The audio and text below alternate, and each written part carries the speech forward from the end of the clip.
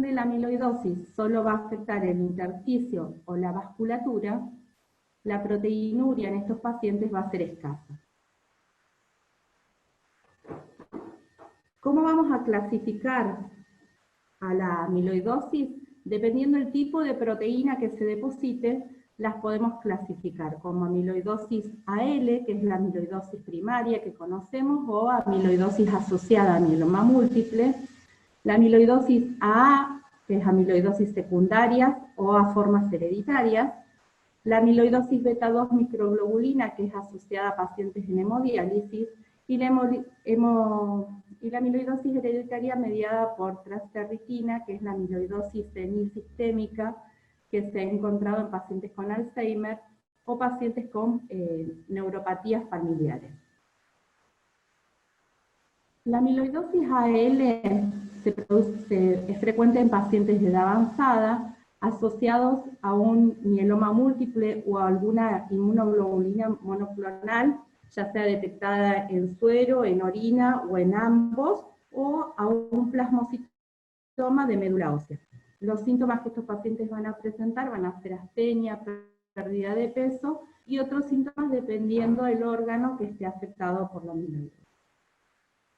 La amiloidosis AA, que es la secundaria, va a ser secundaria a otras enfermedades o a antecedentes a otras patologías familiares hereditarias o a nefropatía amiloide familiar. La sintomatología inicial es inespecífica, inician con proteinuria y años después estos pacientes pueden llegar a una insuficiencia renal.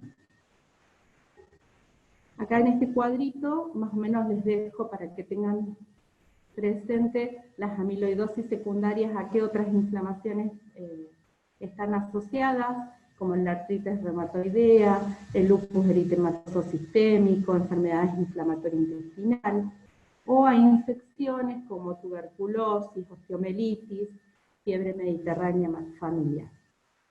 Y puede estar asociada también a neoplasias como enfermedad de Hodgkin o hipernefrona. Las formas familiares o hereditarias, la más común es la fiebre mediterránea familiar, afecta a varones jóvenes, se produce por transmisión autosómica recesiva, y en la clínica los pacientes tienen edema malleolar por afectación renal, pueden tener diarrea o vómitos, y visceromegalia, ya sea hepato o esplenomegalia. Después estas dos formas son las menos frecuentes, amiloidosis beta 2 por microglobulina, que está asociado a pacientes en hemodiálisis, produce pocas manifestaciones clínicas, y el órgano que más frecuentemente se afecta es el corazón e el intestino. Y la amiloidosis por depósito de transferritina está delante de la tercera y cuarta década, y los pacientes presentan una polineuropatía sensitiva, por lo cual donde se va a buscar el depósito de amiloide va a ser en un nervio periférico. Bueno, ¿qué es el amiloide?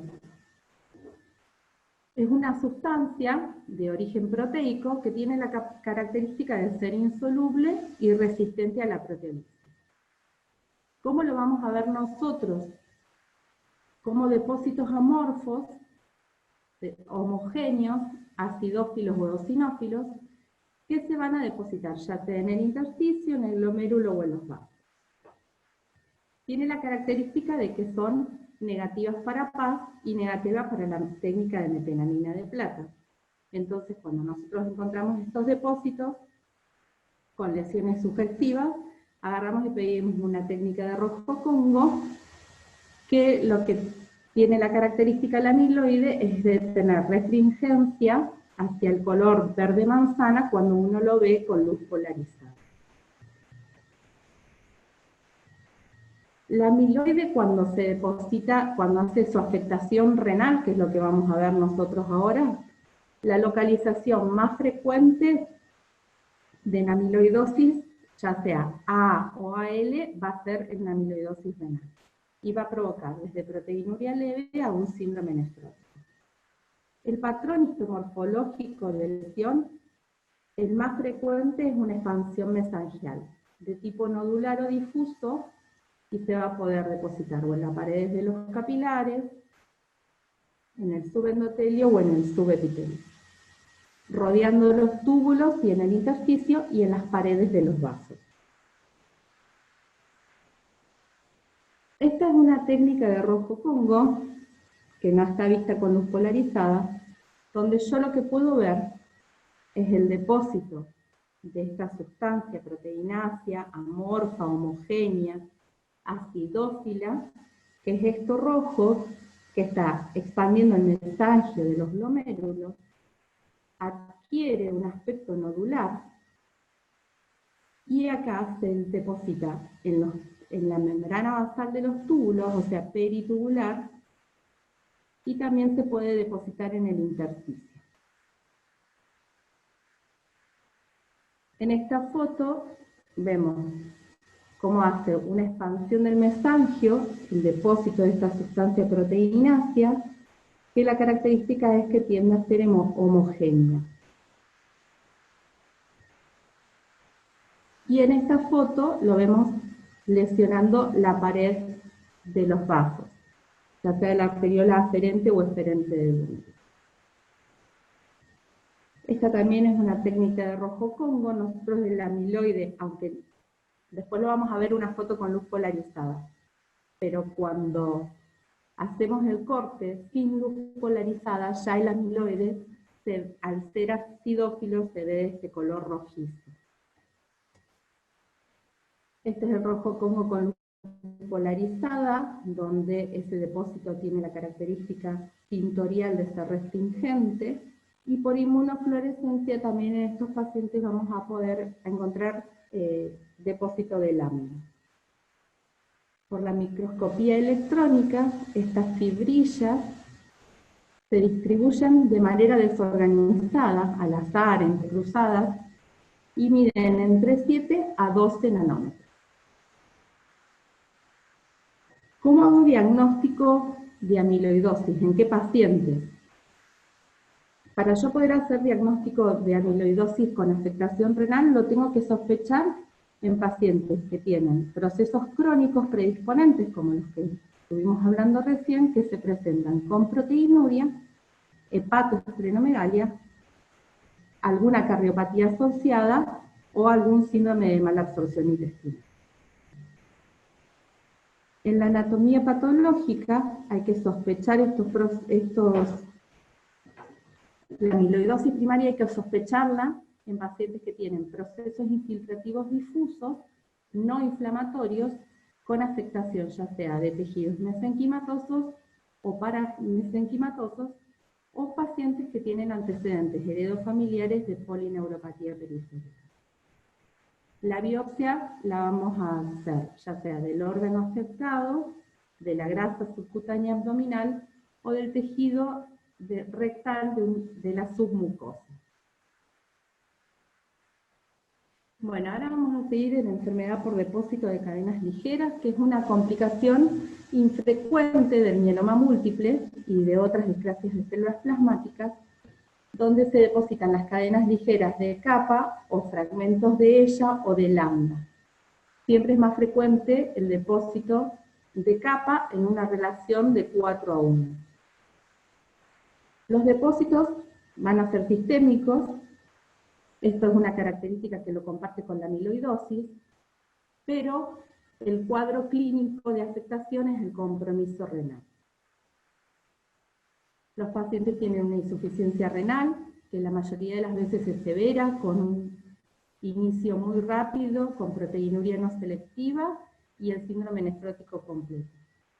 La proteína monoclonal no suele ser predominante en orina y el 90% de los pacientes vamos a detectar en suero una cadena ligera monoclonal. Va a haber hematuria y puede haber que algunos pacientes que uno no le detecte el mieloma múltiple, pero que sí haya un incremento de células plasmáticas en la biopsia de médula ósea.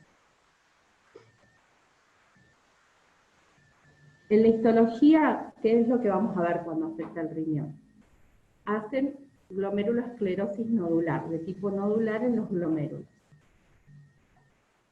Este tipo de lesión es similar a los nódulos de Kistel-Wilson que vemos en la nefropatía diabética, pero estas áreas de esclerosis son PAS positivas y son metenamina negativas, a la diferencia de lo que pasaba con los nódulos escleróticos de la diabetes, que son plata positivos. Y tienen la característica de que cuando los tiño con el rojo Congo, me da negativo también, y ahí también descarto la amiloidosis. ¿Dónde se van a depositar aparte de los glomérulos? En la membrana basal de los túbulos, que la vamos a ver engrosada con ese material PAS positivo. ¿Pueden haber otros patrones de lesión? Sí, pero son los menos frecuentes, ya sea la proliferación endocapilar o extracapilar. Lo más frecuente es la glomerulosclerosis nodular. Acá en la foto superior, esta es una técnica de tricrómico de Mason. Vemos que el penacho glomerular, acá están las luces capilares, están ocluidas, y nos encontramos con estos nódulos en los glomérulos, o sea, estos nódulos del material en el mesangio. Esta es la foto de acá abajo es una hematoxilina eosina, el depósito amorfo de este material. Y estas son dos fotos de pared de túbulos, donde vemos el engrosamiento de la membrana basal, que algunos dicen que quiere el aspecto de cinta. La lesión más llamativa, más allá de la lesión en los glomérulos, es la de los túbulos que vimos recién, donde la membrana basal se ve PAS positivo como una cinta rígida. Los túbulos que a veces son los más afectados son los distales, los colectores y los Lassa de Henle. Entonces, si nosotros tenemos una punción por biopsia, una biopsia por punción, difícilmente veamos tanta lesión, pero sí podemos llegar a encontrar algo. Y si no, los otros túbulos van a aparecer normales. Pero cuando hago la tinción con inmunofluorescencia, vamos a encontrar depósitos en las membranas basales de los túbulos. El epitelio va a estar con los túbulos, bueno, y estos depósitos también van a ser los mismos que se depositen en las arterias y en las arteriolas, con las mismas que se van a teñir también con PAS. Y en el intersticio podemos encontrar fibrosis. Entonces, cuando vemos la inmunofluorescencia, vamos a ver una tinción lineal en las paredes de los capilares, más frecuentemente para capa, y los nódulos también van a ser positivos. Y la membrana de los túbulos también se va a teñir con ese aspecto lineal, y también la cápsula de Bowman. Estos depósitos por microscopía electrónica los vamos a ver como depósitos granulares, electrodensos, peritubulares y glomerulares, ya sea en los nódulos, en el mesangio o en el subendotelio, y en las arterias o en las arteriolas que haya. Bueno, seguimos con otra de las patologías, que es las crioglobulinemias. Las crioglobulinemias son crioglobulinas que precipitan a baja temperatura.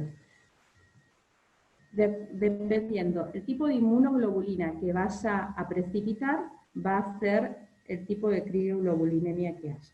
Hay tres tipos. El tipo 1 son inmunoglobulinas monoclonales, que son los que frecuentes en pacientes con mieloma múltiple, con gamapatía monoclonal de significado incierto, o en la macroglobulinemia de Waldenström.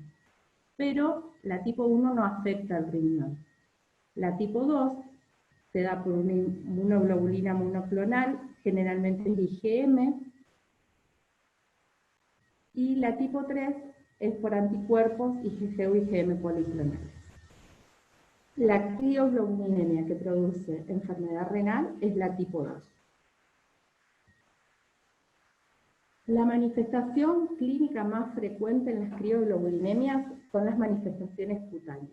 Los pacientes cursan con púrpuras cutáneas y urticarias, asociados a otros síntomas como debilidad o artralgia, pero siempre la enfermedad renal va precedida de las lesiones cutáneas. En la biopsia cutánea vamos a encontrar vasculitis leucocitoclástica de pequeños vasos, y el grado de afectación renal es variable, puede ir desde un 10 a un 60%. ¿Qué es lo que produce en el riñón estas crioglobulinas? Estas proteínas se depositan dando un patrón membrano proliferativo, o sea, un engrosamiento de la pared de los capilares con hipercelularidad, ya sea del mesangio o endocapilar, y lo característico son la presencia de los trombos hialinos intracapilares, que si ustedes se acuerdan de cuando vimos una de las primeras clases, donde hablábamos de los patrones de lesión, hemos dicho que los trombos hialinos no son trombos verdaderos, sino que corresponden a agregados inmunocomplejos que rellenan las luces de los capilares. Y a su vez podemos encontrar también lesiones en los vasos del riñón, de la pared de las arteriolas con vasculitis. En la inmunofluorescencia vamos a poder encontrar estos depósitos, ya sea en la pared de los vasos, en el subendotelio, y van a ser para IgG y para IgM más frecuentemente, pero pueden estar acompañados de C3 o C4 con una intensidad variable. Y estos trombos también van a ser positivos para IgG y para IgM porque corresponden a agregados de inmunocomplejos. En esta foto podemos ver el patrón membrano proliferativo del que les hablaba, donde podemos encontrar engrosamiento de la pared de los capilares con hipercelularidad del mesangio, por ejemplo en esta área de acá, ¿sí? El engrosamiento de las paredes de los capilares, y los trombos hialinos intraluminales. Esta es otra foto también de los trombos hialinos y cómo se ven en las crioglobulinas. Y asociado a esto, también en el parénquima renal, las arteriolas van a tener proceso de vasculitis, o sea, vamos a encontrar área de necrosis fibrinoide, que veíamos donde se veía la destrucción lípica de las células, con el depósito del material fibrilar, o sea, de la fibrina, y el infiltrado inflamatorio migrando a través de la pared del capilar. Por inmunofluorescencia hay depósitos ya sea en la pared, en el subendotelio, de IgG, IgM, C3 y C4, y los trombos también van a ser, como dijimos anteriormente, van a presentar positividad para inmunoglobulinas G y M. En la microscopía electrónica, estos depósitos organizados, vamos a ver las fibrillas y los microtúbulos, se combinan de a pares, como en una disposición anular de anillo, y tiene una amplitud de 2,5 nanómetros. ¿Dónde los vamos a ver en la microscopía electrónica? En el espacio subendotelial, en los trombos hialinos y en el espacio subepitelial. Y por ejemplo, esta es una foto a mayor aumento de cómo se ven las fibras gruesas, y acá los encontramos ocupando la luz del capilar en el subendotelial y subepitelial. Bueno, ahora sí con la glomerulonefritis fibrilar. La glomerulonefritis fibrilar es una enfermedad de causa desconocida, pero también responde al depósito de inmunocomplejo. En la mayoría de los casos hay depósitos de IgG, y se llegó a ver que es el subclase 4, porque tiene alguna característica, esta inmunoglobulina, que predispone a su precipitación. Y la fibrilar es una entidad que afecta solo el riñón. Se da en pacientes mayores a 50 años, estos pacientes cursan con proteinuria de rango nefrótico, microhematuria, y la mayoría al momento del diagnóstico ya llegan con insuficiencia renal. El 50% evoluciona a una falla renal terminal a los 2 años, y si se hace trasplante en estos pacientes, la mitad de estos pacientes recurren, la enfermedad recurre. El patrón histológico de más frecuencia es el patrón mesangial, hay engrosamiento de las paredes capilares. También pueden haber otros patrones de lesión, pero el más frecuente es la expansión mesangial. Cuando uno lo ve entonces por microscopía óptica, como comparte el mismo patrón de lesión que la amiloidosis, también pensamos que es amiloidosis, hacemos el rojo Congo y es negativo. Para esta entidad es imprescindible hacer microscopía electrónica para el diagnóstico. Esta es una foto de una glomerulopatía fibrilar.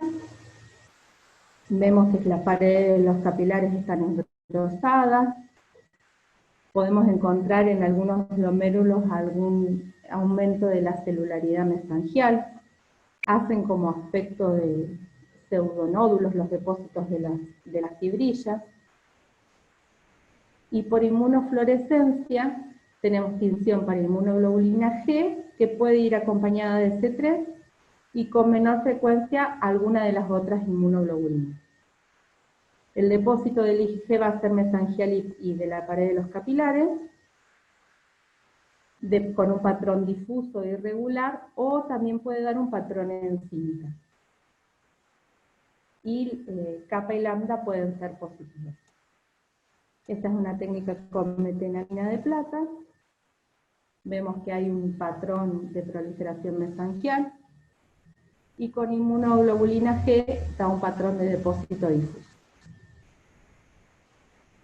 Como dijimos que antes el diagnóstico se va a hacer solo por microscopía electrónica, y las fibrillas tienen las características de que se disponen de manera aleatoria, desordenada, no ramificada, y miden de 10 a 30 nanómetros. Pueden estar ubicadas en el mesangio o en las paredes de los capilares, y puede haber borramiento de los podocitos. Esos son los depósitos, cómo se ven los depósitos en el mesangio, y acá con una imagen de mayor aumento, las fibrillas dispuestas de manera aleatoria y son más gruesas. Bueno, la glomerulopatía inmunotactoide se da en adultos mayores asociados a un síndrome nefrótico.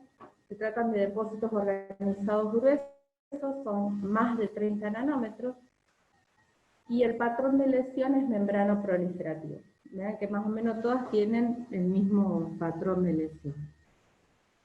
Solo detectamos una sola cadena ligera, ya sea más frecuentemente es kappa, por eso se dice que es monoclonal, y están asociadas la glomerulopatía inmunotactoide a otras enfermedades linfoproliferativas o inflamatorias sistémicas.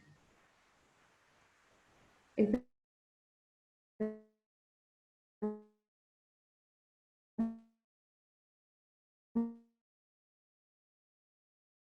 una fotografía y por inmunofluorescencia da un patrón pseudolineal para IgG, que también puede estar acompañado de C3 y de otras inmunoglobulinas, y los microtúbulos tienen la característica que se disponen en paralelo. Esta foto no salió muy bonita, pero se van disponiendo en paralelo, y son microtúbulos gruesos de 35 a 40 nanómetros. Bueno, vamos a hacer un caso clínico. ¿Están ahí? ¿O se fueron todos? No, estamos. Bueno, leo el caso clínico, ¿sí? Dale, dale. Bueno, hombre de 57 años de edad, consulta por 6 meses de edema en miembros inferiores, con una disminución del volumen urinario, orina espumosa, tuvo pérdida de peso de aproximadamente 6 kilos en los últimos 6 meses y disnea a grandes esfuerzos.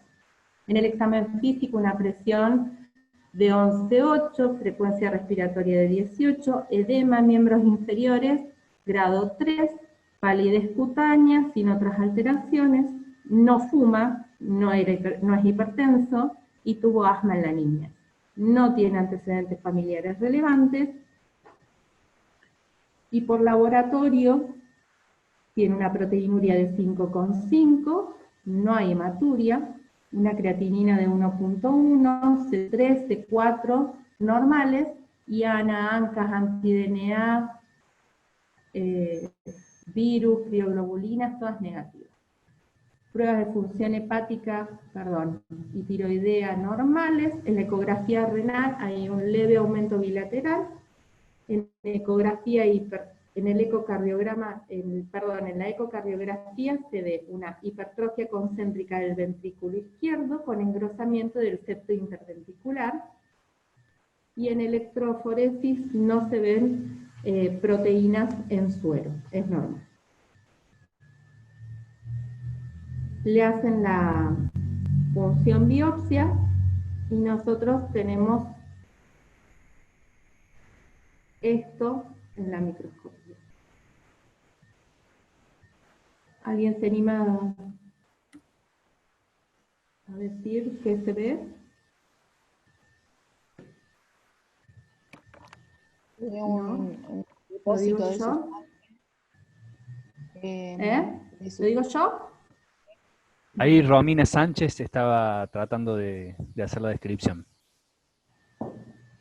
Sí, decía que veo depósito de una sustancia de aspecto nodular y que no tiñe con plata.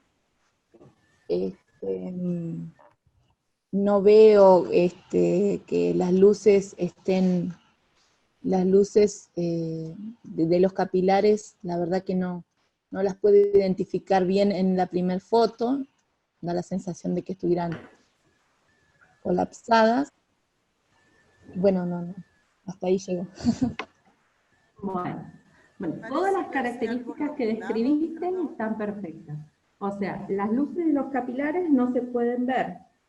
Algunas están ocupadas por linfocitos o están ocluidas y hay un aumento del mesangio por esa disposición de ese material amorfo ahí homogéneo y eosinofílico. Quedaría un patrón. La pared de los capilares en sectores está un poco más gruesa, como un patrón membrano proliferativo, y ese material no tiñe con plata.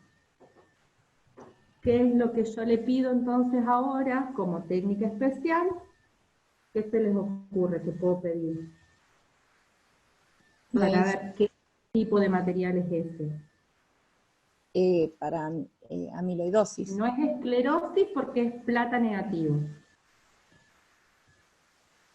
Si se fijan también en la tinción de paz que está ahí a la derecha, es un material que es débilmente paz positivo.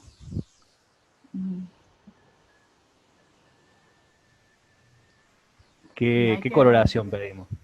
El rojo Congo para... Hay que pedir rojo Congo ahí, ¿o no?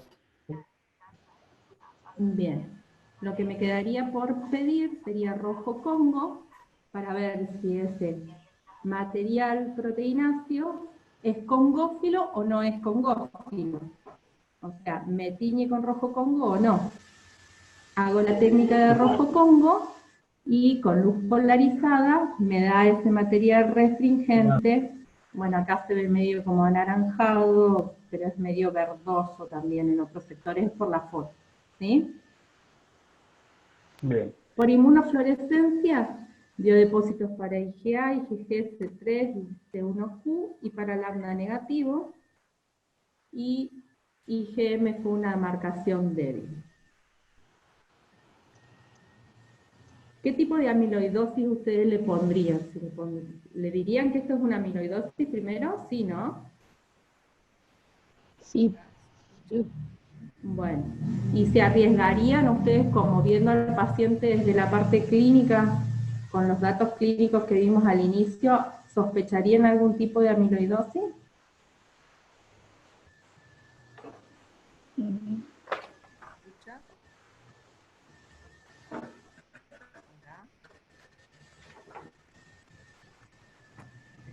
Bueno, acá hay un dato en historia clínica que era la ecocardiografía, que yo por ahí me trabé un poquito cuando la leí. Le dice que tenía el paciente hipertrofia concéntrica del ventrículo izquierdo con engrosamiento del septo interventricular. Los pacientes que tienen síndrome nefrótico asociado a una hipertrofia ventricular, uno tiene que pensar en una enfermedad sistémica de depósito. Por electroforesis no tenía proteínas en suero, entonces uno podría pensar que esto corresponde a una amiloidosis primaria. ¿Sí? Hay casos, porque los hay, de pacientes que uno piensa que está frente a un paciente con amiloidosis primaria, pero después, en un segundo tiempo, desarrolla algún proceso linfoproliferativo. Es un poco más raro, pero también se da. O sea, puede La ser en este caso una amiloidosis amiloidosis. por transtirretina también podría dar compromiso cardíaco y renal, ¿no es cierto?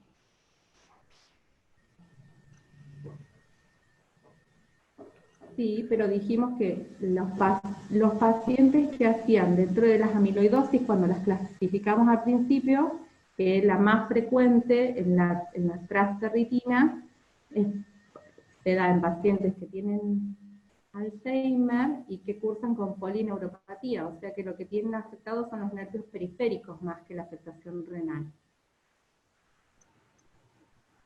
No sé quién había... Sí, Con mi audio. sí puede, digamos, es la manifestación más frecuente, la polineuropatía, pero también podría tener compromiso También de estos. pueden... Bueno, este caso, donde yo lo saqué, el diagnóstico es una amiloidosis primaria. Sí, acá la dificultad del caso es que no hay proteína monoclonal en suero.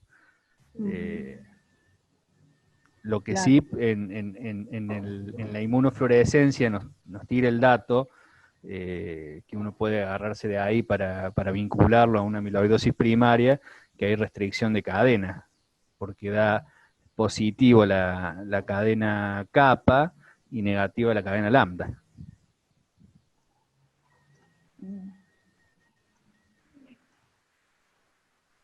Eso ayuda mucho a vincularlo a una amiloidosis primaria.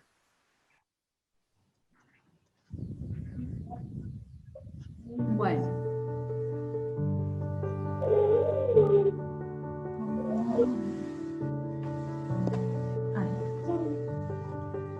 Bueno, eso, ahí ya concluimos con las enfermedades por defecto.